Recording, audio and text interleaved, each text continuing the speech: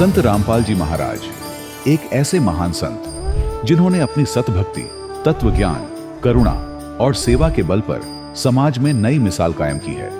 संत रामपाल जी महाराज की अगुवाई में उनके सभी सतलोक आश्रमों से समाज कल्याण के अद्भुत कार्यों ने समाज को सुनहरे भविष्य की एक नई उम्मीद दिखाई है। संत रामपाल जी महाराज से नाम दीक्षा लेने के बाद लाखों लोगों की लाइलाज बीमारियां जैसे कैंसर, एड्स आदि ठीक हुई। संत जी के ज्ञान से प्रेरित होकर उनके अनुयायियों ने लाखों यूनिट रक्तदान किया। संत जी ने लाखों बहन बेटियों का दहेज मुक्त विवाह करवाया।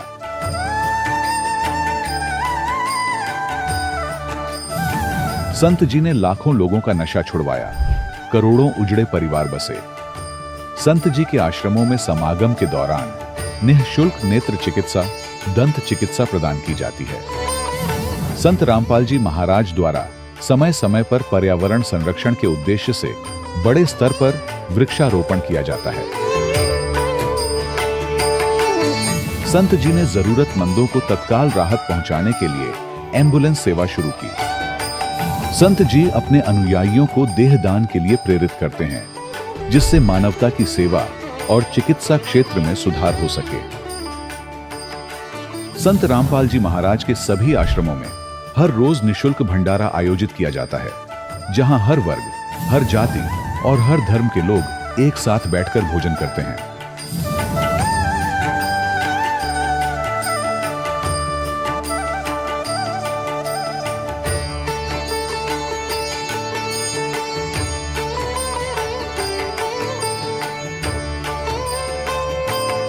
संत रामपाल जी महाराज के आश्रम में हजारों बुजुर्गों को सम्मान और प्यार के साथ जीवन जीने का अवसर मिलता है।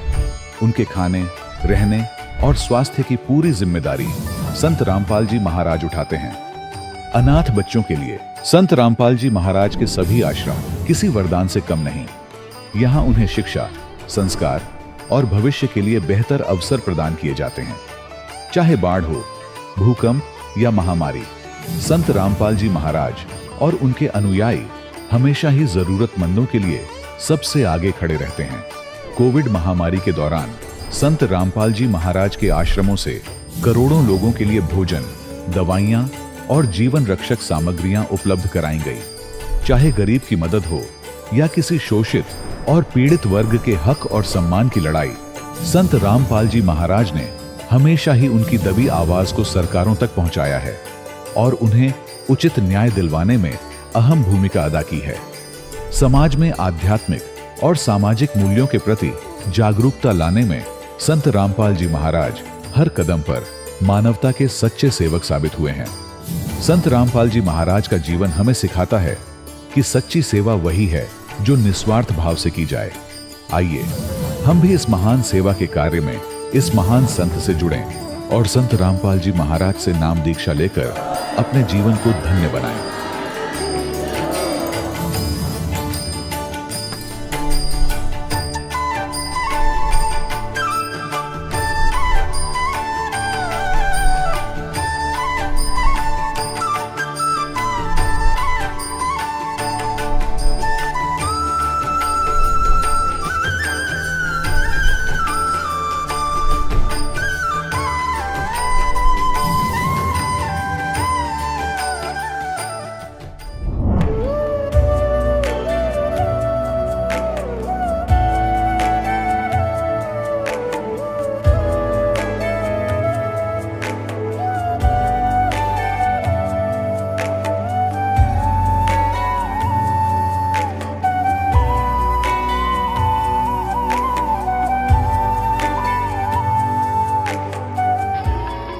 प्रभु राम, देव, भगवान, अल्लाह, खुदा, ईश आदि नाम एक ही शक्ति के हैं। वो कैसा है, कहां है, कैसे मिलता है, किसने देखा है? ये प्रश्नवाचक चिन्ह पूर्ण रूप से हटाने के लिए अवश्य सुनिए जगत गुरु तत्वदर्शी संत रामपाल जी महाराज के अमृत वचन, सर्व पवित्र धर्मों के पवित्र शास्त्रों के आधार पर। सत साहिब दर्शकों, क्या हो जब कोई व्यक्ति अपने धर्म में प्रचलित भक्ति साधनाओं को ही सुखदायक मानकर पूरी श्रद्धा से अपनाए, लेकिन फिर भी उसे जीवन में ना तो सच्चा सुख मिले और ना ही मानसिक शांति। तो ऐसे में उसका निराश होना और धीरे धीरे उसका विश्वास टूट जाना स्वाभाविक हो जाता है। दर्शकों, ऐसी ही कहानी थी पंजाब के रहने वाले राजेंद्र कुमार जी की।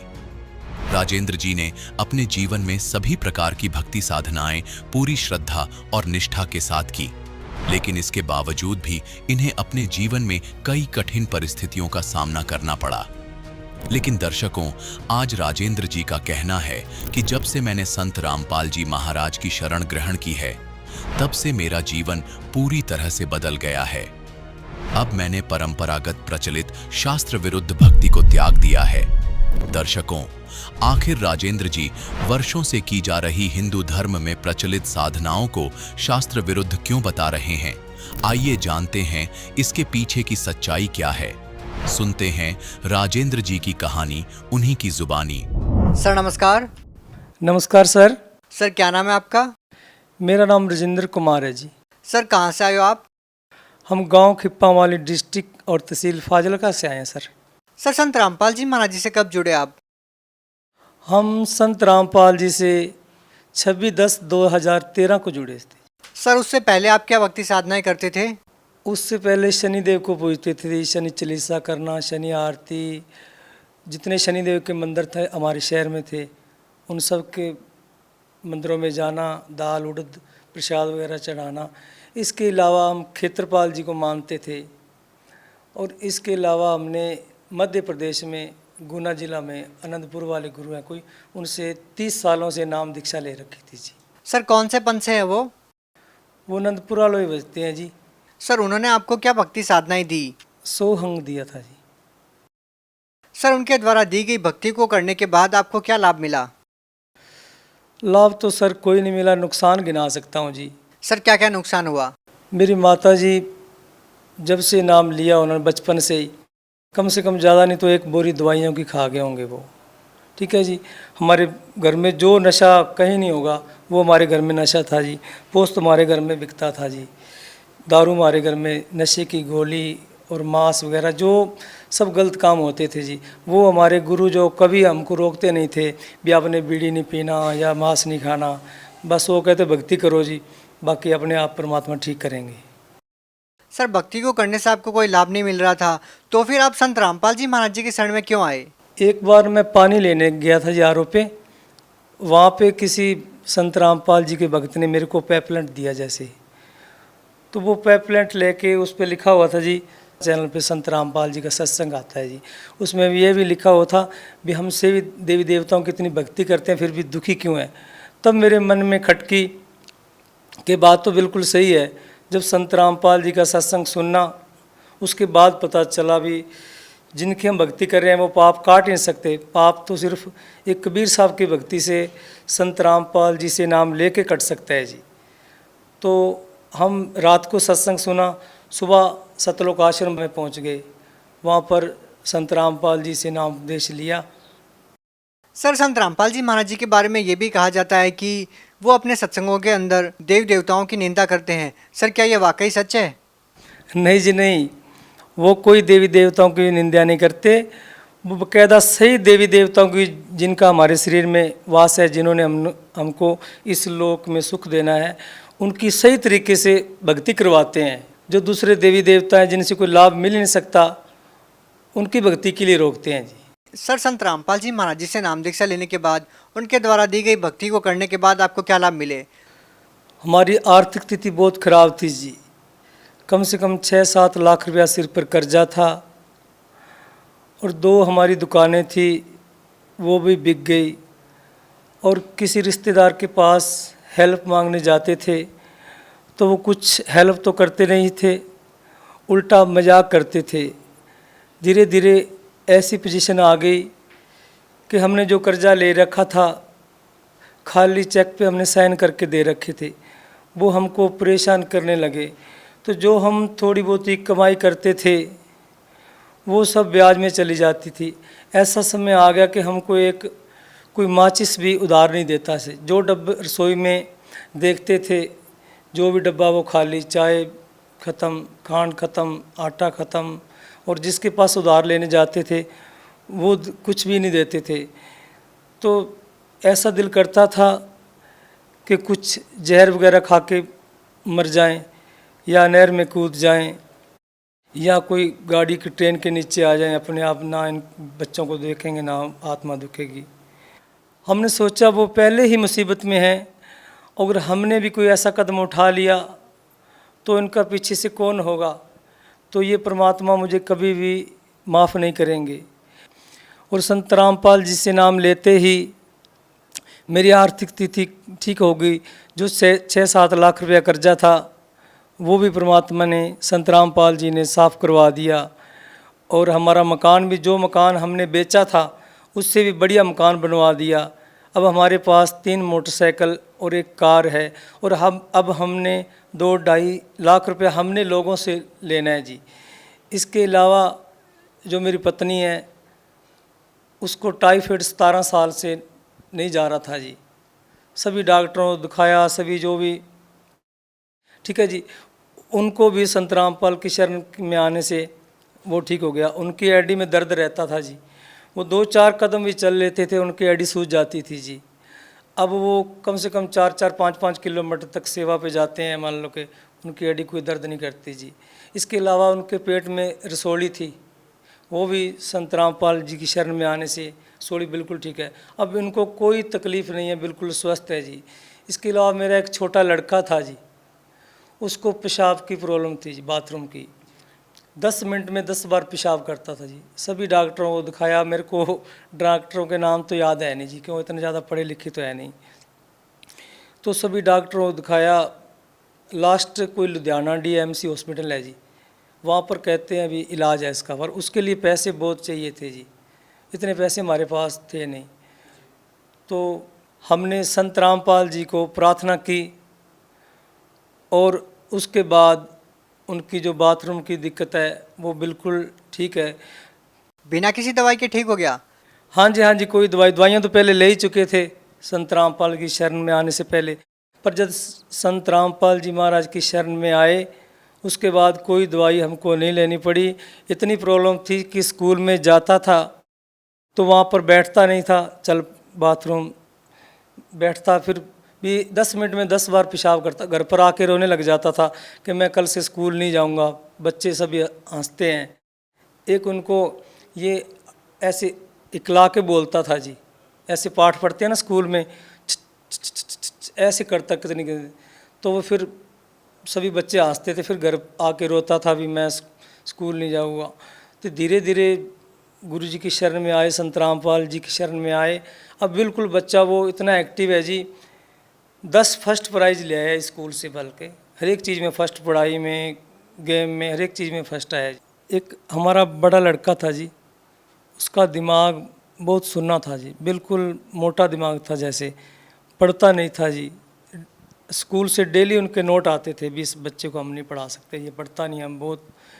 वो बच्चा जी गुरु जी की, संत रामपाल जी की शरण में आने के बाद आज बहुत अच्छे तरीके से उसने पढ़ाई करके अच्छे नंबर लेके, पहले +2 करके फिर ITI करके अब रेलवे में ट्रेनिंग करके आए हैं। तो उनका भी नौकरी का पूरा चांस है। कहाँ हम इतना परेशान हुए थे भी इसको किसी को दे दें जिसके घर औलाद नहीं है, अभी कम से कम हमें तो परेशान नहीं करेगा जी।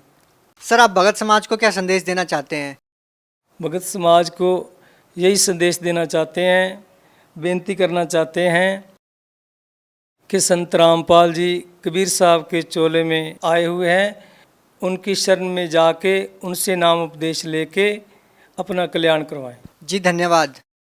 Thank you sir. दर्शकों, अभी आपने सुने संत रामपाल जी महाराज से दीक्षा प्राप्त करके सुखी हुए भक्त के अनुभव। अब देखिए जगत गुरु तत्वदर्शी संत रामपाल जी महाराज के मंगल प्रवचन। ब्रह्मा जी से निकल रही रेज के कारण चींटी से लेकर हाथी, रंग से लेकर राजा स्वाभाविक प्रभावित है। सभी प्राणी संतानों उत्पत्ति करते हैं, जीव के बस की बात नहीं। और ये कर क्यों रहे हैं, ये सत्संग में आपको आज बताएंगे। जैसे श्री विष्णु जी सतगुण के शरीर से ये सतोगुण की रेज निकल रही है, तो भगवान विष्णु के शरीर से निकल रही रेज क्या प्रभाव डालती है हमारे अंदर? मोह, ममता, यानी आपस में भाई बहन का प्यार, माता पिता में का प्रेम, पति पत्नी का संबंध प्रेम, और संपत्ति में मोह। ये जीव के बस का नहीं कि इनसे यू अपने आप हट सके, बिल्कुल नहीं हो सकती। ये मोह नहीं छूट सकता। ये जीव के ऊपर एक विशेष प्रभाव डाल रखा है, और तमोगुण से परिचित हो ही छोटी सी बात पर लट्ठम लट्ठा मृत्यु हो जा, मर्डर हो जाते हैं। तो इस प्रकार यहाँ हम तीनों इन भगवानों के द्वारा प्रभावित हैं।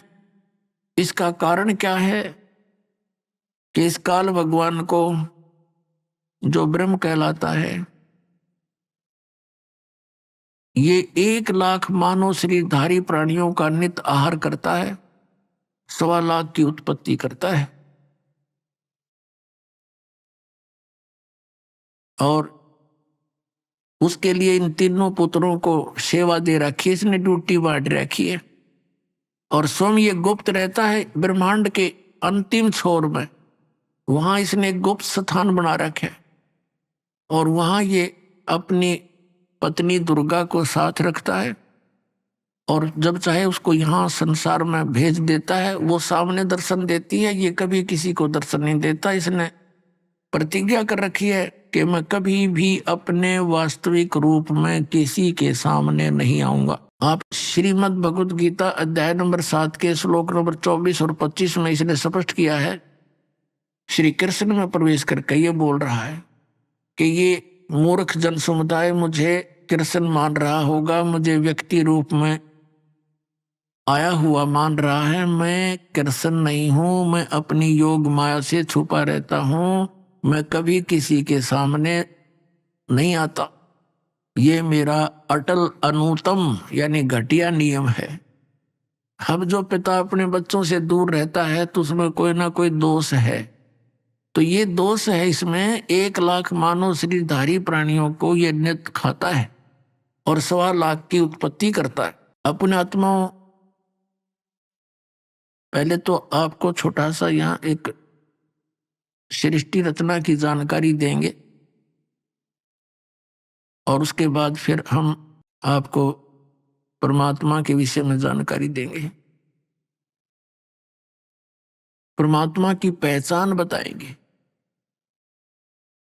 अब सृष्टि रचना परमात्मा ने स्वयं आकर यथार्थ बताई है, और चारों वेद भी यही गवाही देते हैं कि परमात्मा ही अपने द्वारा रची हुई सृष्टि को ठीक ठीक बताता है, विस्तार के साथ बताता है। तो पुणात्माओं 600 वर्ष पहले परमात्मा ने आकर बताया था, क्योंकि परमात्मा के गुणों में लिखा है कि वो भगवान सतलोक में रहता है, वहां से गति करके आता है, अपनी प्यारी आत्माओं को मिलता है। तो उनमें से किन किन को मिले थे? आदरणीय धर्मदास साहिब जी, आदरणीय मुल्कदास साहिब जी, आदरणीय नानक साहिब जी, आदरणीय दादू साहिब जी, आदरणीय गरीबदास साहिब जी, गांव छुड़ानी, जिला दद्दर, हरियाणा वाले, आदरणीय घीसा दास साहिब जी, गांव खेखड़ा, जिला मेरठ और उत्तर प्रदेश वाले। धर्मदास साहिब जी ने पूछा था परमेश्वर से, हे परमात्मा, हम किस कारण से यहाँ काल के जाल में फंसे हैं, और ये सृष्टि रचना कैसे हुई परमात्मा आपने? तब परमात्मा ने क्या बताया था? धर्मदास ये जग बोराना, कोई न जाने पद निर्वाणा, यही कारण मैं कथा पसारा, जग से कहिए एक राम नियारा। अपना आत्मा परमात्मा ने अपने आप को गुप्त रखते हुए अपने द्वारा रची हुई सृष्टि का ज्ञान कराया, क्योंकि हम इन अज्ञानी संतों के द्वारा भ्रमित किए हुए ये मानते हैं कि परमात्मा निराकार है, और यदि कोई श्री राम और श्री कृष्ण के अतिरिक्त कोई ये कहता है कि मैं भगवान हूं, हमें स्वीकार्य नहीं। ऐसा था और इसी प्रकार मुसलमान धर्म के अंदर कोई ये कहे कि हजरत मोहम्मद के बाद कोई ये कहे मैं खुदा का रसूल हूं, उन्हें मानने नहीं। इसलिए परमात्मा ने अपनी जानकारी को इसी तरीके से दिया कि ताकि इनका गला उतर जा, किसी प्रकार ये सुन ले। अपनात्मा 600 वर्ष पहले परमात्मा कबीर जी ने वो ज्ञान बताया था, सृष्टि रचना बताई थी, पुराणों वेदों और गीता जी का ज्ञान बताया था। लेकिन इन अज्ञानी ऋषि महर्षि आचार्यों ने परमात्मा के इस ज्ञान को हम तक आने नहीं दिया। ये कह करके इन्होंने परमात्मा से दूर कर दिया हमारे को कि कबीर अशिक्षित है, ये क्या जाने इन वेदों और गीता के गूढ़ रहस्यों को। ये जो बोल रहा है कि ब्रह्मा विष्णु महेश के जन्म मृत्यु होती है, इसके माता पिता हैं, ये झूठ बोलता है। इस जुलाहे की इस दानक की बातों को मत सुनना, ये हमारे हिंदू धर्म का विरोधी है। पुणात्माओं 600 वर्ष पहले परमात्मा ने जिसको अशिक्षित अज्ञानी कहा करते थे, उस परमेश्वर ने 600 वर्ष पहले वो ज्ञान दिया था जो आज हमारे सदग्रंथों में विद्यमान है। आपको दिखाते हैं, ये आदरणीय धर्मदास साहिब जी के द्वारा परमात्मा के द्वारा बताई गई सब सूक्ष्म वेद बोला गया, सूक्ष्म वेद ये लिपिबद्ध किया गया। आपको दिखाते हैं, देखिएगा। कबीर सागर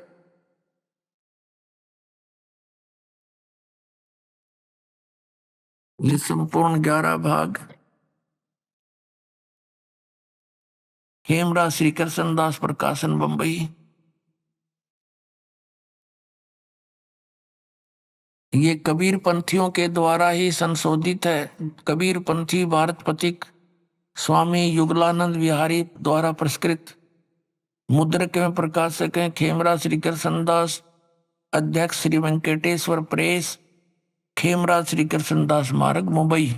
ये है ज्ञान बोध, पृष्ठ नंबर 21 पे आपको सुनाते। ये बोध सागर इसका खंड है, ज्ञान सागर इसका अध्याय है, 21 पृष्ठ पे। धर्मदास ये जग बोराना, कोई न जाने पद निर्वाणा। निर्वाणा माने निर्वाण पद को कोई नहीं जानता, मोक्ष मार्ग को। ये सब संसार विचलित है। धर्मदास ये जग बोराना, कोई न जाने पद निर्वाणा। यही कारण मैं कथा पसारा, जग से कहिए एक नाम नियारा। ये राम है। अब कबीर सागर में क्या है, ये 600 वर्ष लगभग पुराना हो गया ग्रंथ, और इसमें कबीर पंथियों ने जो भी उनकी बुद्धि ने काम किया उस तरह कुछ अक्षरों में फेर बदल कर दिया। अब इसके क्या अर्थ है? धर्मदास ये जग बोराना, कोई न जाने पद निर्वाण। यही कारण मैं कथा पसारा, जग से कहिए वो राम नियारा। यही ज्ञान जग जीव सुनावो, सब जीवों का भरम नसाओ। अब मैं तुमसे कहूँ चिताई, त्रिदेवन की उत्पत्ति बाई। कुछ संक्षेप कहूँ गहुराई, सब संशय तुम्हारे मिट जाई। भरम गए जग वेद पुराणा, आदि राम का वेद न जाण्या। राम है ये।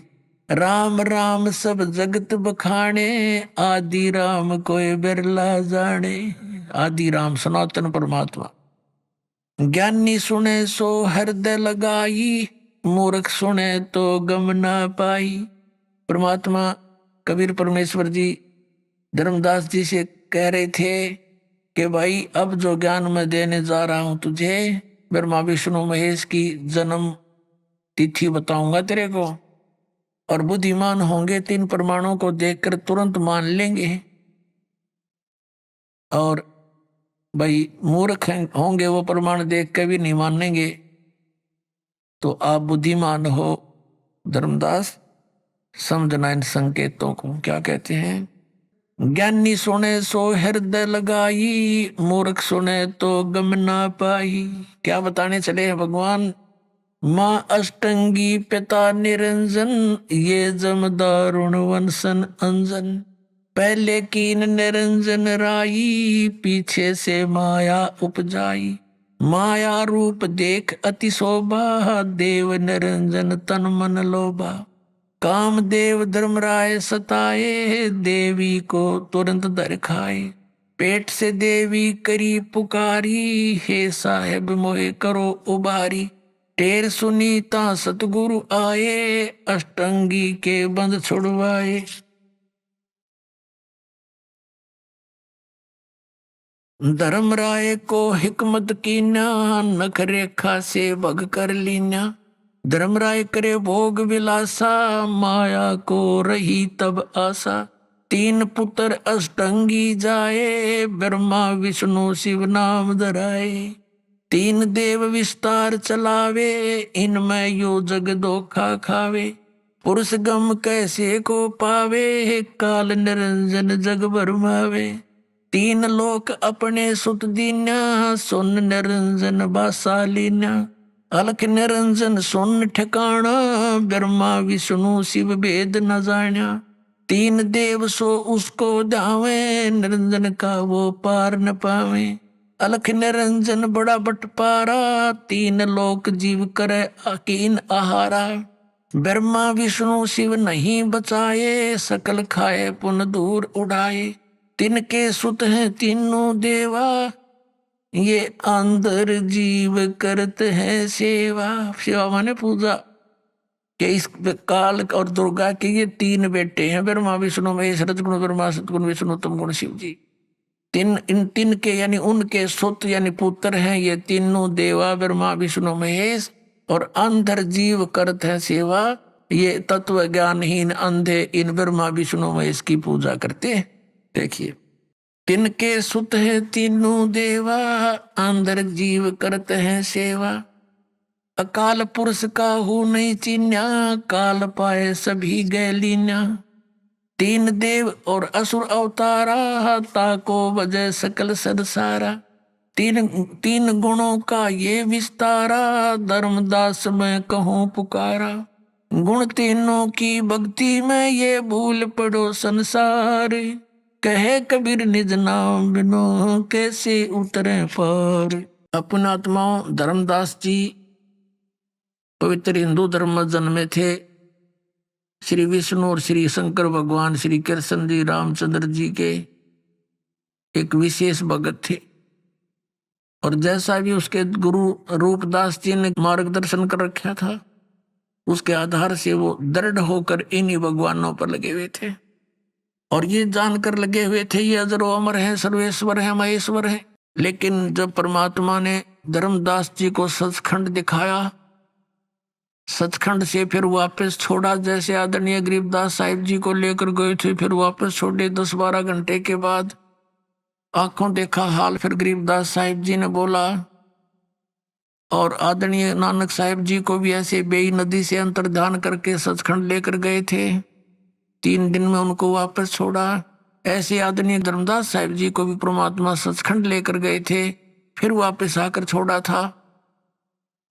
तब धर्मदास जी ने कहा था, ये भगवान परमात्मा तो आप हो, और ये वेदों में और पुराणों में ब्रह्मा विष्णु महेश को अजरो अमर लिख रखा है, सबका मालिक लिखा हुआ है, इनके कोई माता पिता नहीं। तो धर्मदास ने कहा, हे परमात्मा, फिर तो ये वेद और कतेब सब झूठे हैं। हमें तो निराकार भगवान बताया, तो आप या तो सब कुछ सारे ही साकार हैं, ब्रह्मा विष्णु महेश साकार है, यो निरंजन काल साकार है, और मालिक आप भी साकार हैं, मनुष्य दृश्य है। तब परमात्मा ने कहा था, धर्मदास ये वेद कतेब झूठे नहीं भाई, ये झूठे हैं जो समझे नहीं। ये तेरे गुरुजी झूठे आचार्य शंकराचार्य, इन्हें कख नहीं पता भक्ति मार्ग का। ये ब्रह्मा विष्णु महेश की भक्ति बतावें, इनको अजरो अमर बतावें और सर्वेश्वर बतावें, इन्हीं को नारायण परमात्मा बता रहे हैं। और इनके इतिहास में लिखा है कि इन तीनों गुणों की भक्ति नहीं करनी चाहिए। तीनों देवताओं की भक्ति जो करते हैं वो राक्षस स्वभाव को धारण किए मनुष्यों में नीच दूषित कर्म करने वाले मूर्ख कहे। श्रीमद् भगवद गीता अध्याय नंबर 7 के श्लोक 12 से लेकर 15 तक। तब परमात्मा ने धर्मदास जी से कहा, बेटा अब ये ज्ञान तुझे मैं बताने जा रहा हूं, इसको अभी सीक्रेट रखना। यदि तूने इसको सार्वजनिक कर दिया तो बीच वाली पीढ़ी में, जहां जब हम सब पुण्यात्माओं को पार करेंगे, अपनी पहचान बताएंगे और ये तत्व ज्ञान बताएंगे, यदि उससे पहले ये सारा ज्ञान सार्वजनिक हो गया और ये मंत्र सार्वजनिक हो गए, तो धर्मदास मेरे बच्चों को फिर धोखा हो जाएगा। ये काल के दूत यही मंत्र यही ज्ञान ये बताते पाएंगे, फिर हम कैसे उनकी भिन्नता कर पाएंगे। इसलिए इसको अभी छुपा के रखना। लेकिन मैं तुझे बताता हूं कि ब्रह्मा विष्णु महेश नासवान है, इनकी जन्म मृत्यु होती है, दुर्गा इनकी माता है और ज्योत स्वरूपी काल रूपी ब्रह्म इनका पिता है। इनकी जन्म मृत्यु होती है, ये नासवान है। अब यहां धर्मदास का गला नहीं उतरा बात कि अभी क्यों कर बात बने, और जबकि आंखों देख भी लिया तो परमात्मा ने कहा कि ऐसे ऐसे। अब आपको थोड़ा सा शिव पुराण दिखाते हैं। तीनों देवताओं की उत्पत्ति का हमारे पुराणों में जिक्र है। देखिए संक्षिप्त शिव पुराण गीता प्रेस गोरखपुर से प्रकाशित है। इसके संपादक हैं हनुमान प्रसाद पोदार और प्रकाशक में मुद्रक हैं गीता प्रेस गोरखपुर, गोविंद भवन कार्यालय कोलकाता का संस्थान। ये फोन और फैक्स नंबर है इनके। अब इसके 98वें पृष्ठ से आपको दिखाते हैं रुद्र संहिता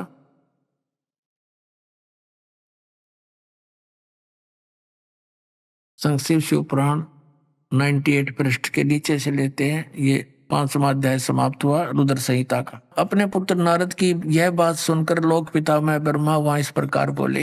यहां शुरू हो गया 6ठे चैप्टर में 99वें पृष्ठ पे।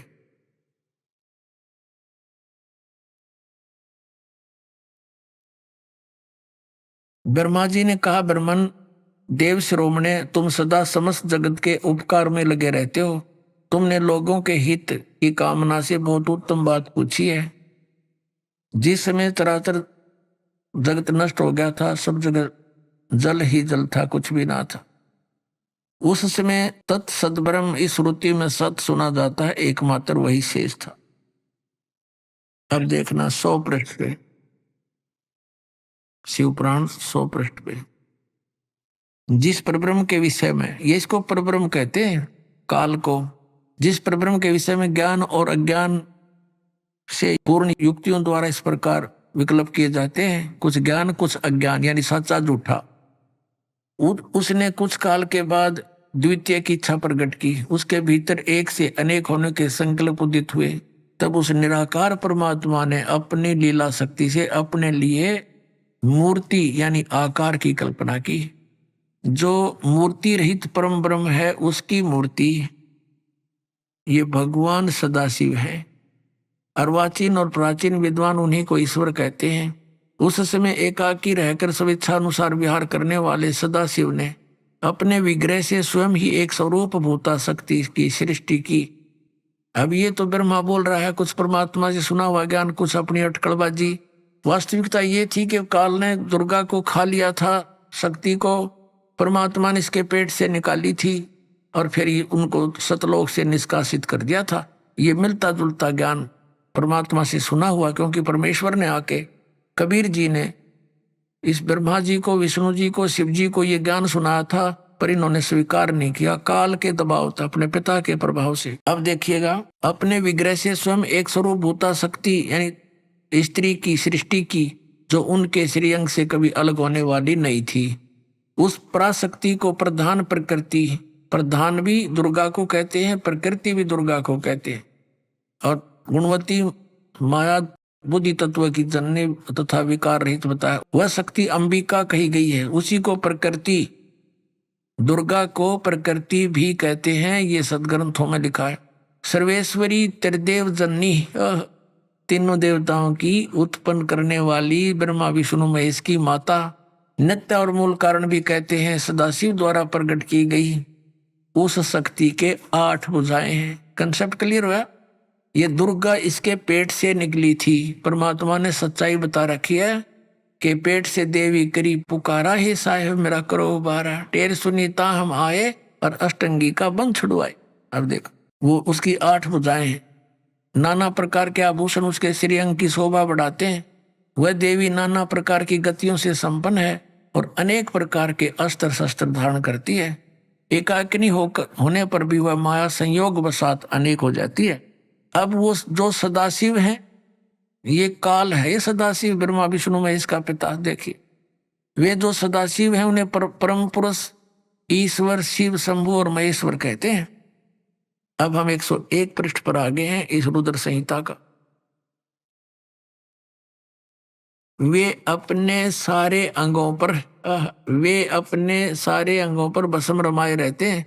ये काल क्या करता है, कभी तो विष्णु रूप धारण कर लेता है, कभी शिव रूप धारण कर लेता है, कभी ब्रह्मा रूप धारण कर लेता है। तो जो उसको शिव रूप में देखते हैं तो उन्होंने शिव पुराण बना दी, जिसने विष्णु रूप में देखा उसने विष्णु पुराण बना दी, और साथ में ब्रह्मा विष्णु महेश की स्थिति भी साथ लिख दी। तो ये उनसे अलग है। देखिएगा, वे अपने सारे अंगों पर भस्म रमाए रहते हैं। उन काल रूपी ब्रह्म ने काल रूपी ब्रह्म को ज्योत स्वरूपी निरंजन कहो। एक ही समय शक्ति के साथ है ये शिवलोक नामक अक्षेत्र का निर्माण किया। उस उत्तम अक्षेत्र को काशी कहते हैं। वह परम निर्वाण और मोक्ष का साधन है जो सबसे ऊपर विराजमान। वे प्रिया और प्रियतम जो पति और पत्नी रूप में शक्ति और शिव, दुर्गा और ये काल रूपी ब्रह्म आपने पढ़ लिया।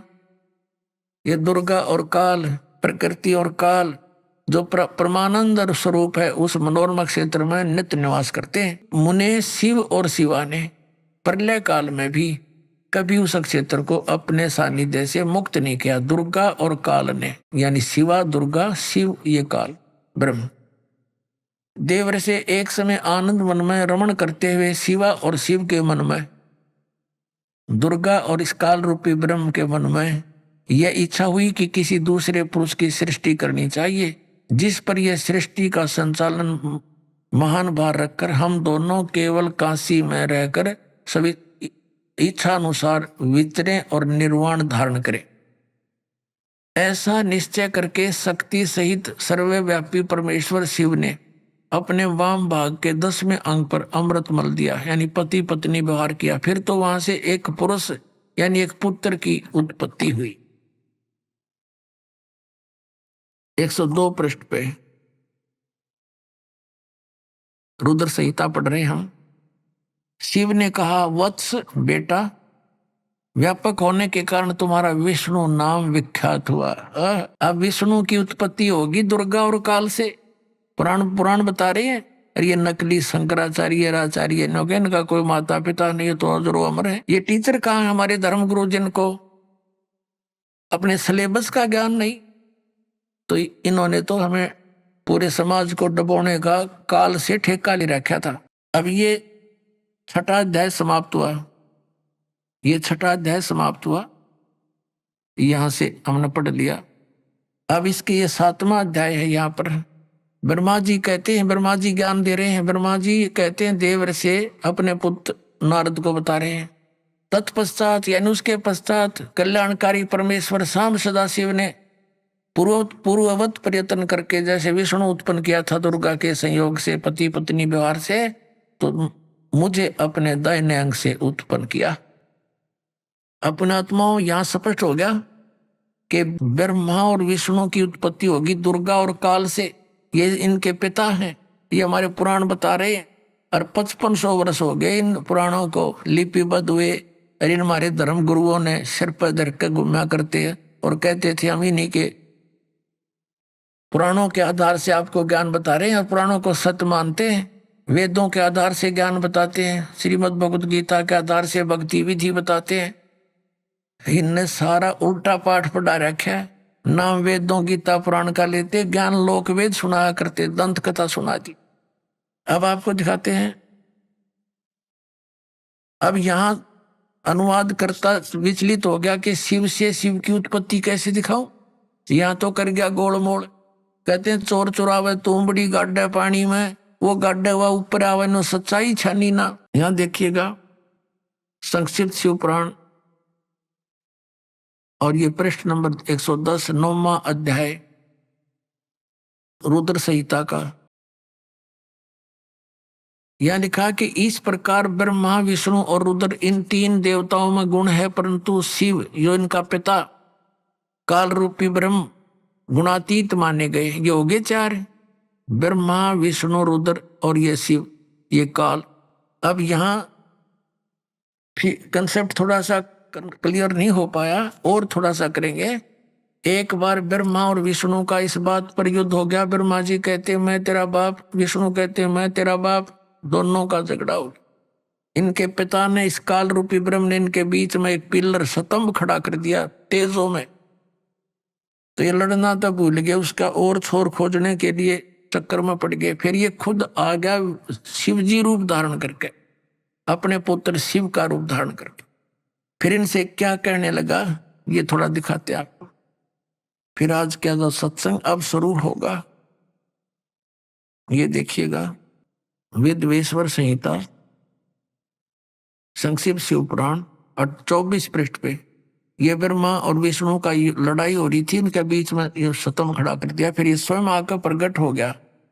तो यहाँ क्या कहने लगा, ये 25 पृष्ठ पे ब्रह्मा और विष्णु ने पूछा, प्रभु सृष्टि आदि 5 कृत्यों के लक्षण क्या हैं, यह हमें बताने, दोनों को बताएं। भगवान शिव बोले, यो काल रूपी ब्रह्म बोला, सदा शिव जिसको कहते हैं, मेरे कृत्यों को समझना अत्यंत गहन है, तथापि मैं कृपा पूर्वक तुम्हें उनके विषय में बता रहा हूं। अभी आपने सुने संत रामपाल जी महाराज के मंगल प्रवचन। आइए अब सुनते हैं संत रामपाल जी महाराज से नाम दीक्षा लेकर सतभक्ति करके अद्भुत लाभ प्राप्त करने वाले अनुयायी के विचार। दर्शकों, जरा सोचिए, कोई व्यक्ति पूरी श्रद्धा से जीवन भर पूजा पाठ और व्रत करता रहे, लेकिन फिर भी कोई लाभ ना मिले और समस्याएं बढ़ती जाएं, तो क्या यह स्वाभाविक नहीं है कि वह सोचने लगे, क्या मेरा भक्ति मार्ग सही भी है? दर्शकों, ऐसी ही कहानी थी उत्तर प्रदेश की रहने वाली शशि बालाजी की। शशि बालाजी का जीवन बचपन से ही पूजा पाठ और भक्ति में बीता। कभी बाबा के ताबीज तो कभी टोटके, हर उपाय आजमाए, लेकिन ना बीमारियां रुकीं, ना दुख कम हुए। सबसे बड़ा झटका तब लगा जब बेटे का असमय निधन हो गया। घर की आर्थिक स्थिति भी टूट गई और जीवन दुख व अंधकार से भर गया। लेकिन दर्शकों, आज शशि बालाजी का कहना है कि जब से मैंने संत रामपाल जी महाराज की शरण ली है और उनके द्वारा बताए भक्ति मार्ग को अपनाया है, तब से मेरे जीवन में अनेकों प्रकार के लाभ हुए हैं। दर्शकों, आखिर ऐसा क्या हुआ कि शशि बालाजी ने वर्षों की पारंपरिक भक्ति छोड़कर संत रामपाल जी महाराज की शरण ले ली? आखिर इसके पीछे की सच्चाई क्या है? आइए सुनते हैं शशि बालाजी की कहानी, उन्हीं की जुबानी। नमस्कार जी। नमस्कार जी। क्या नाम है जी आपका? शशि बाला। बहन जी, आप कहाँ से हैं? बीबी नगर, बुलंदशहर, उत्तर प्रदेश से। संत रामपाल जी महाराज से नाम दीक्षा आपने कब ली? 2012 को। संत रामपाल जी महाराज से नाम दीक्षा लेने से पहले क्या आप भक्ति साधना भी करती थी? हाँ जी, मैं सभी देवी देवताओं की भक्ति करती थी और ज़्यादातर दुर्गे माँ की पूजा करती थी, जो कि मैंने घर में सीमेंटेड मंदिर भी बनवा रखा था माँ का। उसके बाद परेशानियों ने ज़्यादा घेर ली भक्ति करते करते, तो मैं जय गुरुदेव के पास गई। वहाँ पर मैंने 2 साल भक्ति करी। वहाँ से मुझे कोई भी लाभ नहीं मिला, यानी कि उनकी दर्शन करने के लिए 500 रुपये तो दर्शन सेवा थी। उसके बाद मैं आसाराम के पास गई, वहाँ से भी मुझे कोई लाभ नहीं मिला। बहन जी, क्या परेशानियाँ थीं? आप किस कारण से संत रामपाल जी महाराज की शरण में आए, विस्तार से बताइए। भैया, मुझे जिंद परेशानी थी, जिसे भूत व्याधा कहते हैं। मेरे से पहले वो मेरी सास को थी। वो सास पे परेशानियां बहुत आती थी, रोती थी, वे अंधी कर दी थी इन चीज़ों ने। बहुत सारे जैसे हमारे समाज में देवता बोलते हैं पितरों को, उनके स्थान बनवा रखे थे कि मतलब मेरे पितर दुखी कर रहे हैं मुझे। कभी वे गंगा स्नान जाती थी, कभी वे मतलब कथा करवाती थी, बहुत ही इन ड्रामों में पड़ी रहती थी। तब मैं इन चीज़ों पर विश्वास नहीं करती थी, लेकिन जब वे रेल एक्सीडेंट से एक्सपायर हो गई, उन चीज़ों ने मतलब उनको वे ख़त्म कर दी। तो उसके बाद मुझे ये चीज़ मेरे ऊपर आ गई, जैसे कि रोना बहुत ज़्यादा, कई के घंटे गुस्सा, उठा नहीं जाना, कई के दिन खाना नहीं खाना। और इस रोने में मेरे मतलब सिर में भी दर्द नहीं होता था। और जो बराबर से हमारे घर के नज़दीक से निकल के जाते थे वो ये बोलते थे कि आज शशिबाला रो नहीं रही। इतनी मैं परेशान थी। 15 साल सभी भक्तों के, सयानों के, सभी के पास, डॉक्टरों के, सभी के पास मतलब लिए फिरे, लेकिन कहीं से मुझे कोई फ़ायदा नहीं हुआ। इस बीच में मेरे बेटे को भी यही परेशानी थी। जैसे गाड़ी चलाता था तो कहता था कि पापा मेरे अंदर से कोई ये कह रहा कि इस पेड़ में टक्कर मार दे। तो उसके हाथ में से फिर हैंडल ले लेते थे और खुद गाड़ी चलाते थे। और उसको भी गुस्सा बहुत आता था और सारी प्रॉब्लम यही थी भूत प्यादा वाली जो मुझे थी। इस बीच में वो मिलिट्री में हो गया, तो पहला ही पोस्टिंग गया था राजौरी, तभी वो इस किसी चीज़ ने उठाकर नीचे फेंक दिया। यानी कि उसके पैर सुन हो गए थे, वो मुंह से ठीक ठाक बोल रहा था, कह रहा था पापा मैं किसी ने फेंका हूँ, किसी ने गिराया हूँ, मैं पीछे से धक्का दिया मुझे। यानी कि 1 महीने के अंदर हॉस्पिटल में मेरा बेटा एक्सपायर हो गया। उसके बाद फिर जो एक्सपायर हो गया तो जो आत्मा मुझे परेशान करती थी उन्होंने आकर कहा कि ले तेरे बेटे को तो अब हम ले गए। जो जिन था मेरे से ये सब बातें छुपाई जा रही थी, मेरे से घर नहीं बताया, घर पर नहीं बताया था कि मम्मी को मत बताना, और वहाँ ये सारा काम खत्म हो चुका था। लेकिन जिंद ने मेरे से बता दिया था कि उसे तो हम ले गए और उसे लेके आ रहे हैं अब। और उसके बाद फिर मतलब बेटा एक्सपायर हो गया, तो 2 बेटे थे मेरे पास, तो उससे पहले ही बेटे की शादी कर ली थी 1 साल पहले। तो बेटे को जो बेटा हुआ पोत यानी कि मेरा पोता, वो भी 2 साल की उम्र में ही डरने लगा, चिल्लाने लगा कि दादू ये उठा के ले जा रहे। मुझे बहुत बुरी तरह तड़पता था। यानी और बहू को भी यही परेशानी होने लगी शादी होते ही।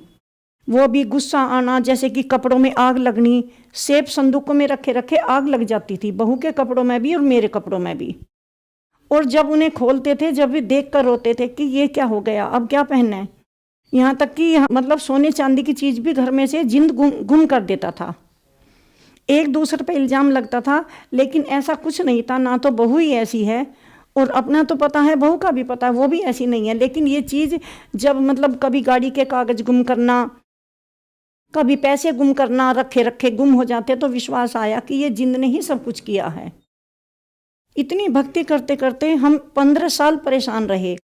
और जैसे कि बालाजी 1 महीना 5 बार रह गए, दोनों बेटों को लेकर मेरे हस्बैंड और मैं, चारों सदस्य 5 बार 1 महीना रह गए राजस्थान बालाजी। और जहाँ भी जो भी वो बताते थे कि ये करो वो करो, वो ही सब कुछ करते थे, लेकिन कोई भी लाभ नहीं मिला।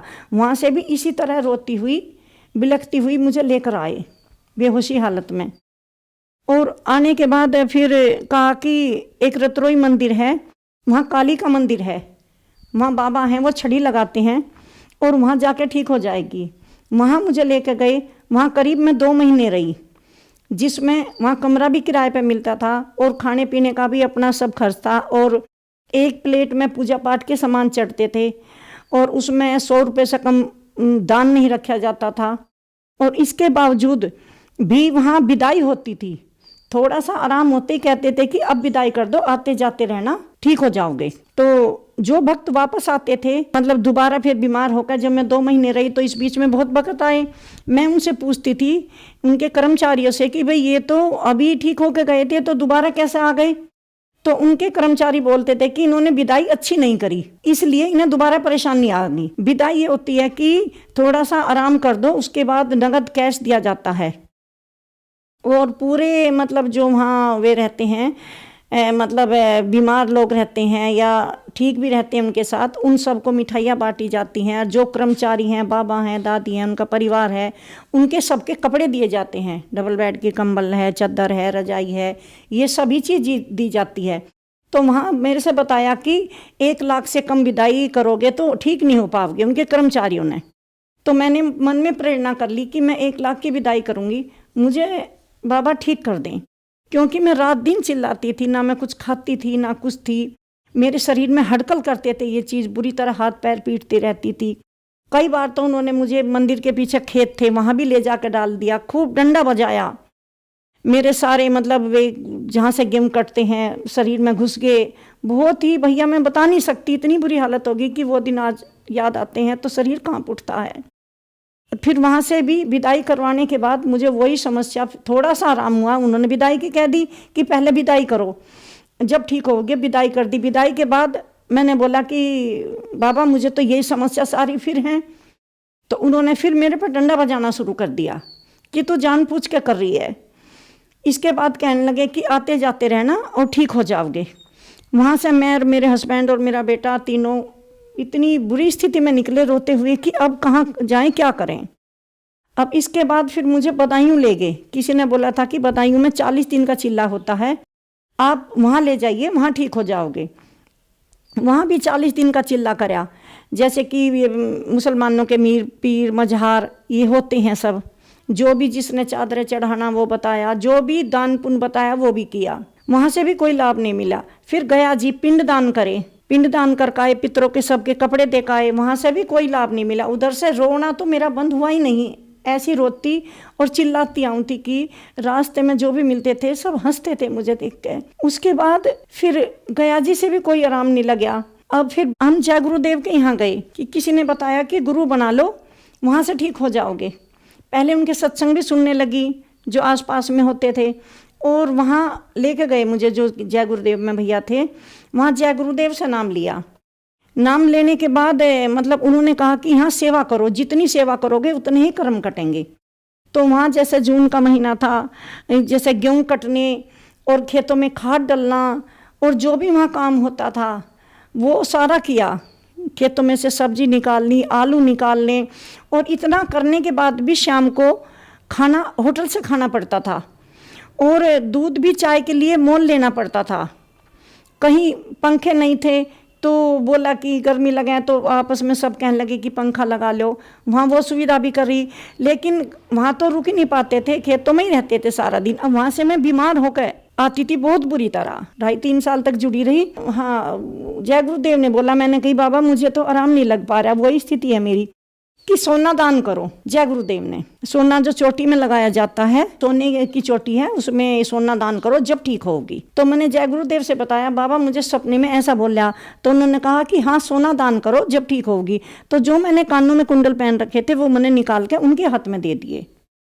उससे भी मतलब किसी तरह का कोई मुझे फर्क नहीं पड़ा। यहाँ तक कि मैं घर आकर मुझे 20-20 बोतल ग्लूकोज की लगती थी, इन्फेक्शन बन के आता था गर्मी की वजह से, और सारे इस पूरा शरीर मतलब इतनी तरह छाले हाथों में पैरों में।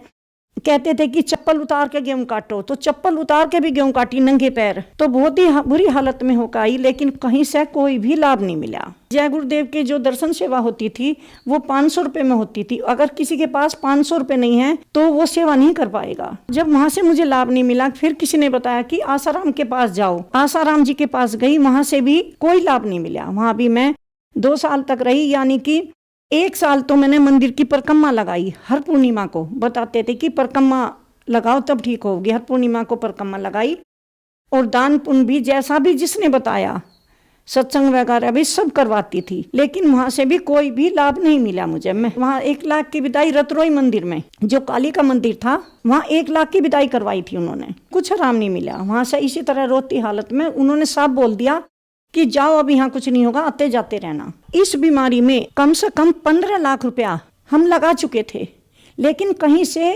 कोई भी राहत नहीं मिली, बढ़ती ही चली गई।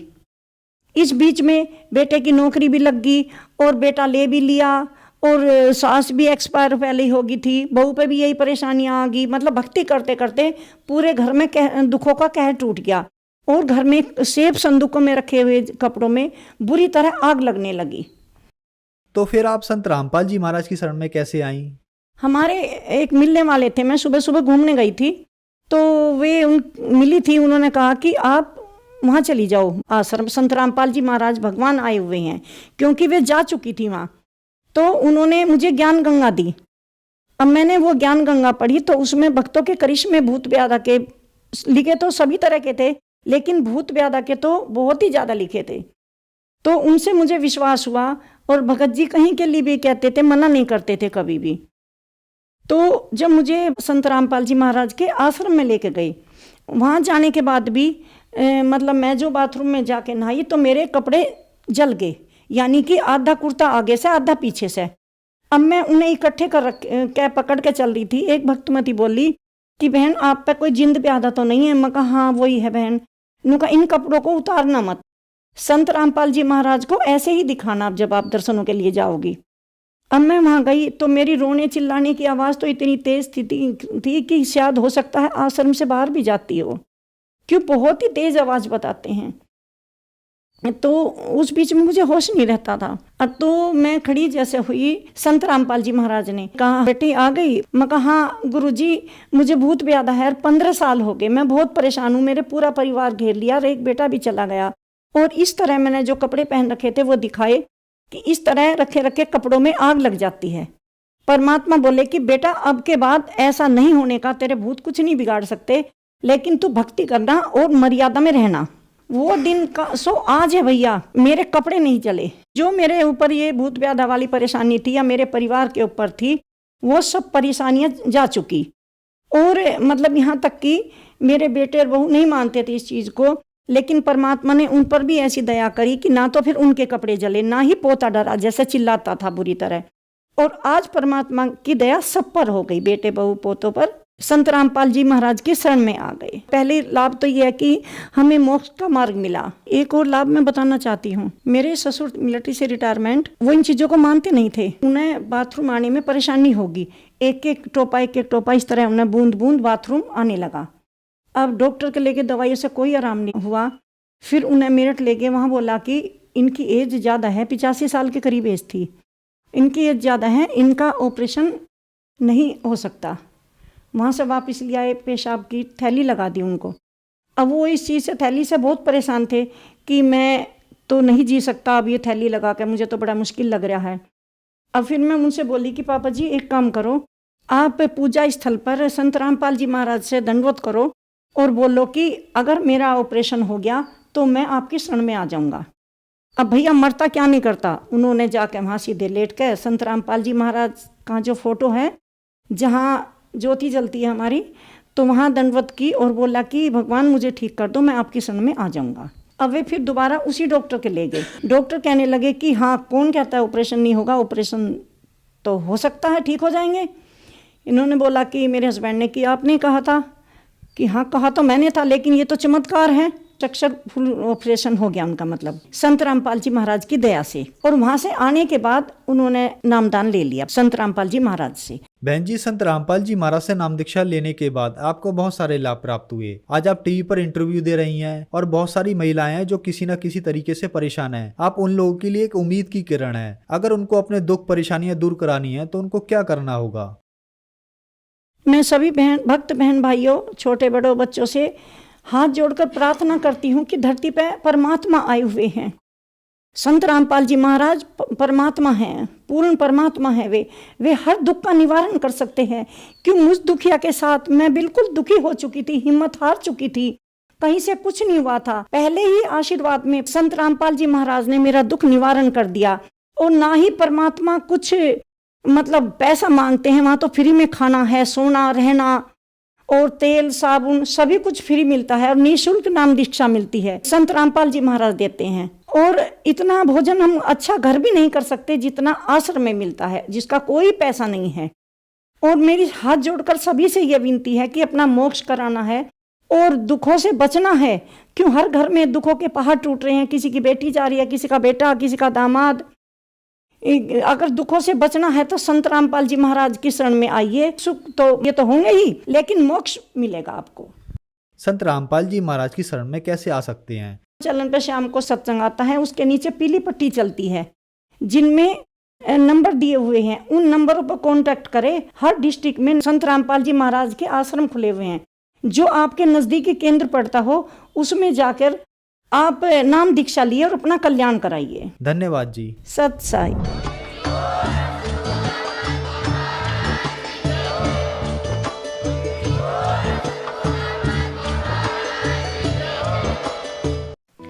आप सुन रहे थे जगत गुरु तत्वदर्शी संत रामपाल जी महाराज के मंगल प्रवचन। अधिक जानकारी के लिए संपर्क करें।